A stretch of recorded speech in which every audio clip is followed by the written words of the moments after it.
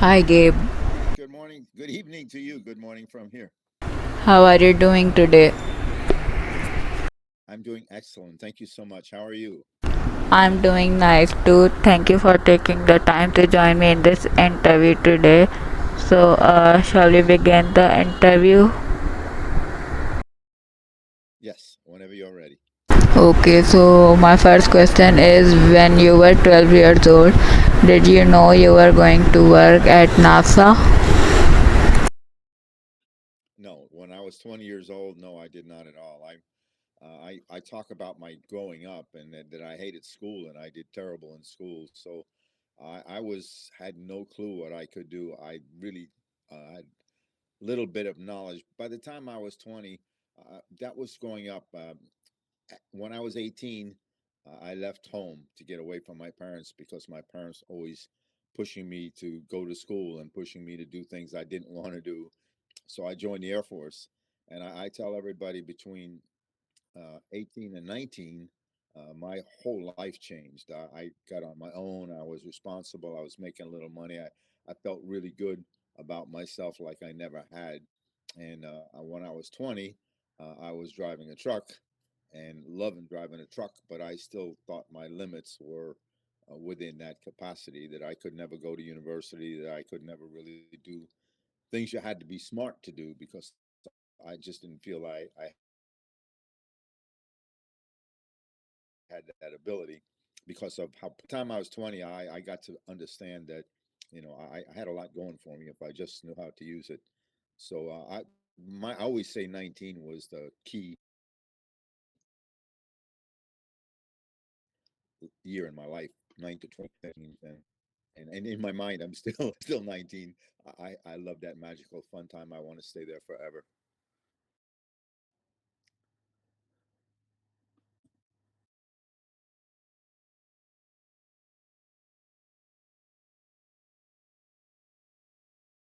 Sure.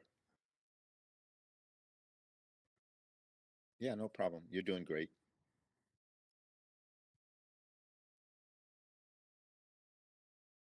Oh, for me, it was awesome. It was every day was an adventure. Every day was exciting. I was a civil structural engineer, so I didn't get to build the ships and I didn't get to go in the ships and I didn't get to go to space. But you're surrounded by it. And even though you're not physically doing it, you're surrounded by the environment of it. And being on Kennedy Space Center, it's just the most magical thing. You can be driving on your way from one place to another, and all of a sudden you see this huge rocket ship coming on the back of a truck, and this thing is huge, and it's got huge trucks in front of it, behind it.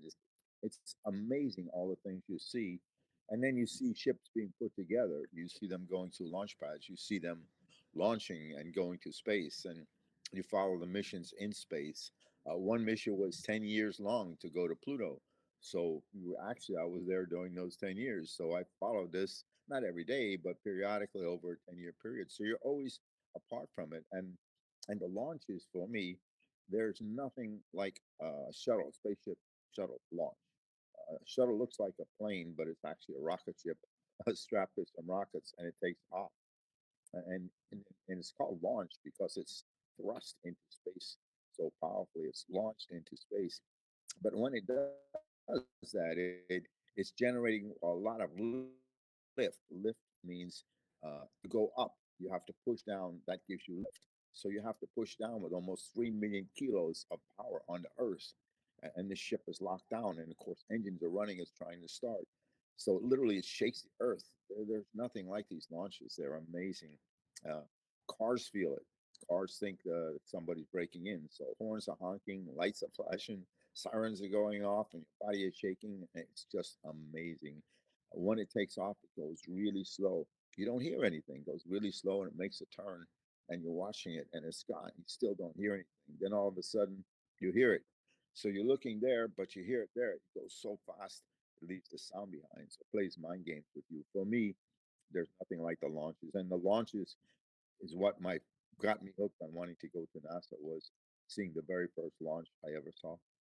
Okay, that's nice to hear. So you said you've been into space. So what is it like being in space? So I've never been to space. So I'm an engineer, civil structural type of engineer. So I don't get to go to space. I see the ships go to space, and I watch them take off, and I watch them come back. But uh, for those who go to space, I believe it's the most amazing thing they've ever done in their life, and most astronauts have dreams of doing this, so they're living their dream. In addition, I think I'd love to go just to experience it. Okay, so have you ever met an astronaut? What was it like? Yes, I've met many astronauts. One of the fun things about being on the Space Center, every time there would be a launch, the astronauts live in Houston, Texas, and train in Houston, Texas. But when they want to go to space, they would come to Florida. So they would come a few days early, and they would hang out on the Space Center. They would do briefings on the mission, and we get to meet them and talk to them on a regular basis. And they go up in space for 6 months, and they come back down, and we do again, get to talk to them again. So it was awesome for me to be a part of that, even though I wasn't directly involved in sending them to space or building the ships. It was still awesome to experience that part of it, at least for me. Okay, so you said you're an engineer, correct? Yes. Okay, so did you build any sorts of machines or rockets or stuff like that? No, I'm a civil structural type of engineer. So, as a civil structural, as an aerospace or aeronautical engineer, you would get more involved in building the ships and designing the rockets. For me, I was more involved with the buildings and the roads and the infrastructure. Um, Kennedy Space Center is like a little city. You have everything in the city, like Karachi. You have everything in Kennedy Space Center. You have nurses, you have mechanics, you have people doing normal type of jobs, and you have astronauts. That's the big difference in Kennedy Space Center. You have people going to space, and you have spaceships around, and so that's. But as a civil structural engineer, I basically do the same thing in Karachi. It was a little unique in that Florida is a peninsula, which means it's surrounded by water on three sides. It's got a lot of lakes and a lot of rivers. Most of the flight hardware comes to Kennedy Space Center either by train or by truck, and there are many bridges they have to go over. So bridges are critical, and most of these bridges are what's called expansion bridges. They open and close to let boats go through them. They're not very high, so they have to have the ability to open and close to allow boats to pass through. Many of these expansion bridges were very old and had many problems. So one of my responsibilities was bridges. If a bridge wasn't working, I would have to go out, talk to the bridge tender, the person who operates the bridge. Why isn't this bridge working? What's the problem? We have to try to figure that out. Then how do we fix it? How do we solve it? And then how much does it cost? So my job was a little unique in that I dealt with the bridges supporting the Space Center. But there are engineers, civil structural engineers in Karachi building bridges as well. I think one of the fascinating things for me to see how much construction is going on in Pakistan. And I travel a lot in Pakistan, so I see a lot of road work going on, a lot of bridges being built. And so other people are just looking at it. To me, I'm looking at how it's designed and the amazing things that are being done in Pakistan. Okay, so are you still working at NASA or have you left the job? Yeah, about 10 years ago, I actually quit. I resigned because I was doing speaking and I was doing more and more speaking, and I was getting more and more opportunities to do international speaking, which I never in my life thought I'd be a speaker. There's no way I ever thought it was something I would do, but it kind of evolved and it took me on this crazy ride. And I'm doing more and more international, and there wasn't enough hours in a day to have a job and to go around the world speaking. So I never had charged schools. I always did everything for free, and I wanted to continue to do that. So before I quit my job, I had to look at it, what income I'm losing, how much do I have saved, how can I manage it, how can I do this without charging schools. I never wanted to charge schools a fee, and so I started doing it, and I'm still doing it. I'm managing it well, and hopefully I'll continue to do it for a while longer. That's great to hear. So, which profession do you like more? The current one, which is global speaking, or the NASA civil engineer one? For me, my favorite thing to do more than anything else is what I'm doing when I'm doing it.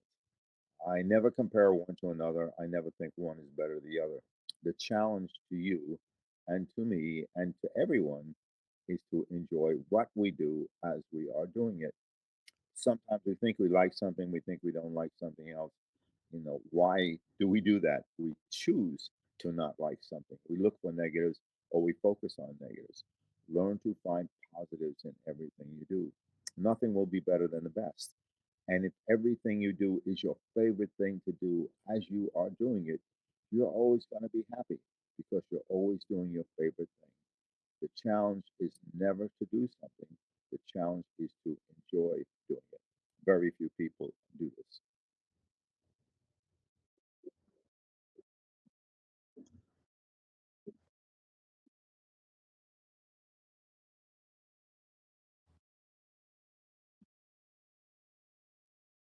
Uh, no, I was there for 17 years, and we did have we lost two astronauts, two crews of the shuttle, one on liftoff, a ship blew up, and one coming back, a ship blew up. Those were extremely sad.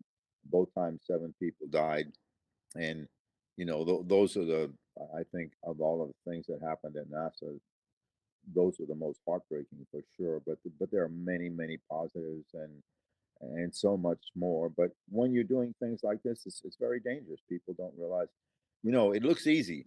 Anything done extremely well looks easy. It doesn't matter what it is, but it's not. It's extremely complicated, and the slightest thing can cause terrible destruction. And so we had two shuttle explosions, one going up and one coming back. Those, not, I think NASA's pretty good about sharing knowledge. I think when I first got involved with NASA, I thought the greatest thing about it was open to sharing with every other country and everybody in the world. But as more and more countries have developed their own space programs, as competition gets more, and I think more things are kept not secret, but just not passed along like the way they once were. But being at NASA to me is amazing because I choose to see it that way. Other people were there and for them it's a job. They come in on Monday and I can't wait till Friday because I got to work. And I'd say, well, this isn't work. How can you call this work? But in their mind, they were working and working hard, and they didn't want to do that. They want to go fishing or they want to do something they enjoy. They think they don't enjoy what they're doing because it's work. So for me, I never work. I talk about three things and I'll mention it now. Uh, Three things we should think about every day, and it doesn't matter what we do or the day of the week. Do your best, enjoy what you do, believe in yourself. Learn these three things. You will never work. Nothing will ever be hard. You'll never have stress. You'll never have pressure. I love doing these interviews because it's a chance to talk one on one with you. And it's only me and you, to me. We're a team. You're asking me questions, and you're more important because you're leading the talk. But I have a chance to talk to you and others who want to listen, but mainly to you one on one, about listen, do the same thing the same way. Learn to think about it differently. Instead of hard work, make it a challenge, make it an opportunity, make it a journey, make it an opportunity, make it fun instead of hard work. Do the same thing, think about it differently. Learn to believe in yourself. When you have a strong belief in yourself, you never have stress, you never have pressure, you just believe you can do it. Very, very few people have that. That's why so many have stress. That's why so many have pressure.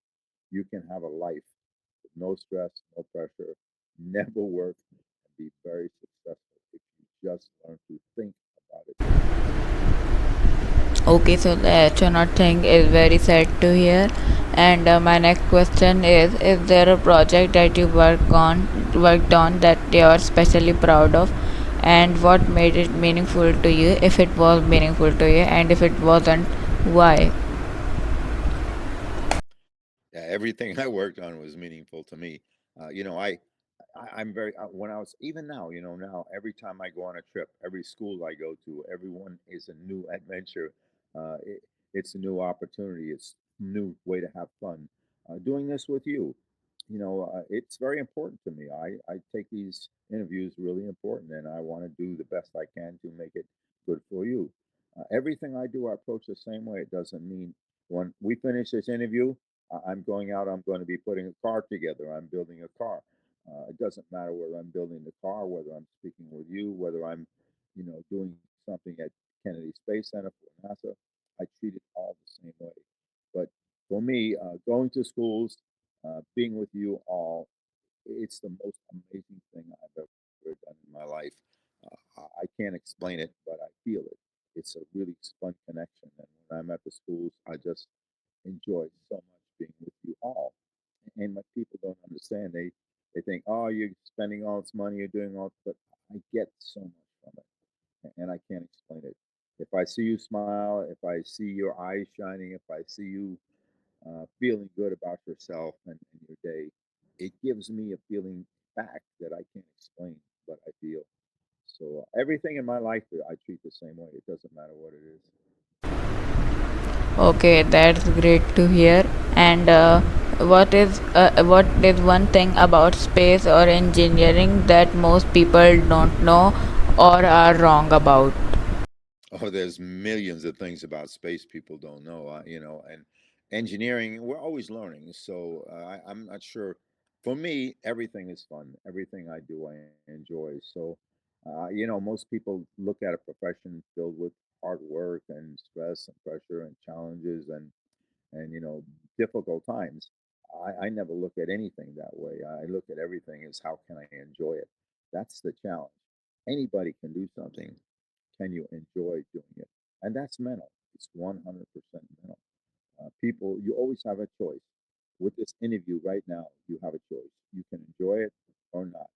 Either way, you're going to do it. It's how you choose to see it. And I believe you choose to see this as a positive thing. We've talked a little bit about before how you're anxious to do it, you want to do it. So I know you look forward to it. You want to do it the same everything you do. You want to have the same fun, the same enjoy it. I know you'll have a great sense of accomplishment when this is done. And that's what you want to do with everything you do. Okay, that's nice to hear. Okay, my next question is which major project had most trial and error kind of thing? Oh, I think I think everything is trial and error. For me, it's not so much a major project. And again, I treat everything the same. Some people might call it a major thing, some might call it a small thing, but for me, it's all the same. How well can I do it? How can I enjoy it? What can I learn from it? And I do this with everything I do. So everything is exciting. Everything is an adventure. Everything is a challenge, and everything is a great sense of accomplishment and a learning process. And we learn more when things don't go as expected. If you're going to do something that goes just the way you thought, you didn't learn anything. If you get halfway through it and you're thinking, wow, this isn't going the way I thought, I have to step back, try again in a different way based on what I learned. And everything is a learning curve, everything is a learning process. So I never look at things, and I never say fail. You never fail. We learn. It's called a learning experience to me, not a failure. So my life is built around positives and feeling good about the effort. You can't control what will happen. You can control how you deal with it. So if it doesn't go your way, you have to accept that and say, okay, what did I learn? I'm going to do it again. I'm going to get better and I'm going to get what I want in the end. And that's the way I approach everything. Okay, that's nice to hear. And my next question is in which project did you have a major role? Well, I don't know how you define major role. Most of the time we're part of a team, and a team is all equal to me. So I don't know how you define a major role, but to me, everything I treat the same. Nothing is more important than the next. I never think this is a really big project I have to do special versus this is a little project and I don't have to do special. I always challenge myself to do my best. When you're involved with a team, it's a whole nother experience, especially if you want to be the leader of that team. You have to take the time to get to know everyone on the team. You have to learn why they think the way they do. You have to be supportive of them, even if you don't agree with what they think. You have to be supportive of them. You've got to try to get them involved in decision making processes. If I'm with 10 people and I say, okay, we have to do this. This is the way I think we should do it. Everyone else, give me your input. Tell me what you think you should do. And try to get everybody involved in the decision making process and feel a part of it. This is the challenge, I think, with many things. And the bigger the project, the more people involved, the more complicated it is. But it's all about having a common goal and acting as one. Okay, so a major role to me is something that you have either something like leadership in, or doing something vital for the project, like applying the hexagonal plates to the rocket that prevent it from burning, or that kind of thing. Yeah, so I don't do those things with a rocket. I'm a civil structural type of engineer. What I'm dealing with is fixing roofs on buildings, why are roofs leaking, or elevators are a huge problem because in Kennedy Space Center, most of the buildings are huge and they have big high floors. So you have to get equipment from the ground up to where people are working. You can't carry it up the stairs. And most elevators are small for people. So they have what's called freight elevators that take big pieces up. And while you may think an elevator isn't an important part, it is. Without the elevator, you can't get the pieces up for people to use to work on. So it's all of a team. Everybody has a role, and to me, as a civil structural engineer, I have to focus on what I'm supposed to be doing to support the mission. Uh, it's not building the rockets. I wish it was. It's not going to space. I would love to do that. But my role is to take care of the infrastructure so that the people doing that have a place to work and have the equipment to use it. Okay, so which profession would you prefer, being a global speaker or an astronaut? Oh, good Lord. I would love to be an astronaut for maybe a few days, but the global speaking I'm doing, and it'd really be, I wouldn't, if they said to me, Gabe, you can be an astronaut, you have to give up speaking, I would not do it. I love the speaking so much as I would love to go to space and be an astronaut. If they said, if you go to space, you can never speak again, I would not go to space because that's how much it means to me. But yeah, I would love to go to space at least for a few days. I'd love to go to the moon. You can go to the moon in 3 days, hang out a few days, and come back. That'd be cool. Going to Mars, you're going to be gone over 3 years. I don't want to do that. So, there's a medium. Some people want to go to Mars. They have this great calling to explore space and be astronauts. I really don't have that. If I had it, I would probably be doing it, or at least try to do it. But for me, I would love the opportunity to go to space, of course. But if it meant giving up the speaking career, I would not do it. Okay, so what are the majority of your interviews like? I mean, are they active and lively, or more laid back and lazy kind of thing? Like, no, yes, and yes, kind of thing. What are they like? So I don't know if you know, but I usually do 5 or 6 interviews a week, and I've been doing this for a couple of years. So I've done many interviews, and I always see the kids. I've done 100 interviews. I do 200 interviews, and I'm wondering. I wonder how many I've done. I know I've done a lot. For me, everyone is special. Everyone is unique. I've never done a boring interview. I learn from you. I listen to you. I know many of you have different degrees of speaking English. Many of you are different ages. I try to just let you be yourself, uh, help you to help me to help you type of thing. We're a team. We're doing this together. You can't do it without me. I can't do it without you. So I look at it, doesn't matter. Either way, I'm a teammate with this person for this 30 minutes or however long it is. I'm going to do everything I can to help that person. I'm never going to be critical of them. My biggest problem with the interviews, so many students don't show up. At least two-thirds right now. And I'll tell you, you're really great because you're ready, you're on time. This doesn't happen very often anymore, and I takes a lot of effort from me. I'm writing with hundreds of kids around the world. I'm full time doing something. I'm never sitting around doing nothing. I'm always super busy. So I have to book the 30 minutes in the morning for me, in the evening for you, for the interview, and I put everything else on hold to do the interview. And when the kids don't show up over and over and over, after a while it gets. And I've even written to Rayhan and told them, look, you've got to fix this because it's not good for your school. The kids represent you, they represent your school. And I don't want to get anybody in trouble.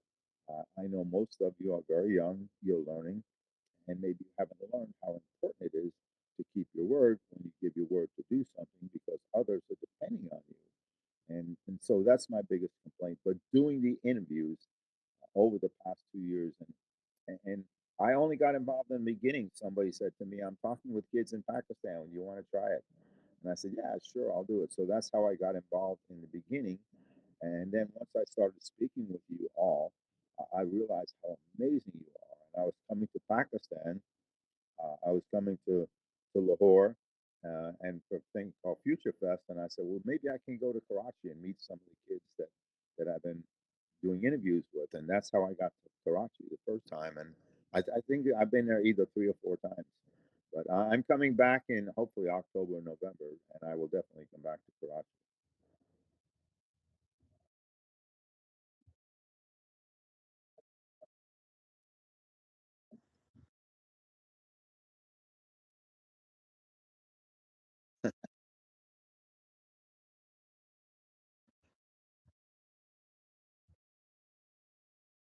Yeah. So my advice, I welcome the opportunity. Remember those 3 things. Do your best. Do your best is easy. Challenge yourself. It doesn't matter what it is. Do your best. Feel good about your effort. It doesn't matter what happens. Feel good that you've done your best. If it's not what you want, do it again. You will learn. You get better. But always do your best. It's so important. There'll be times in your life you never know when or how or where you're going to have to do your best to be successful. If you practice that all of the time, when that happens, you're going to do it easily. Always do your best. Enjoy everything you do. We always have a choice. We can enjoy this interview or not. Either way, we will do it. It's how we choose to see it. Find positives in everything you do and yourself. If you can't find a positive, say to yourself, it could be worse. Then it becomes a positive. Learn to never have a negative experience. And most importantly, learn to believe in yourself. And very few people have that. The way you get that belief in yourself is most things start with a thought or a dream. You take that dream, you write it down, say, this is my goal. And you ask yourself, what steps do I take to achieve it? I'm here, I want to go there. How do I get there? You plan small steps. Don't be in a hurry. The easier the step, the easier it is to accomplish. It helps you build that confidence and that belief in yourself. And you want to do that very, very slowly. Don't be in a hurry. You build and you build and you build. And one day you say to yourself, I can do anything. When you believe you can do anything, you'll never have stress. You'll never have pressure. You just believe you can do it. And when you enjoy it, you do it better. So that's always my advice. Remember those 3 things. Do your best, enjoy what you do, believe in yourself.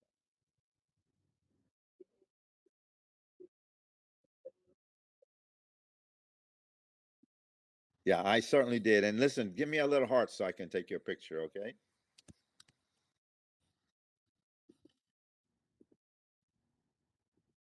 Awesome. Okay, thank you so much. And thank you for the interview. It was awesome. Bye.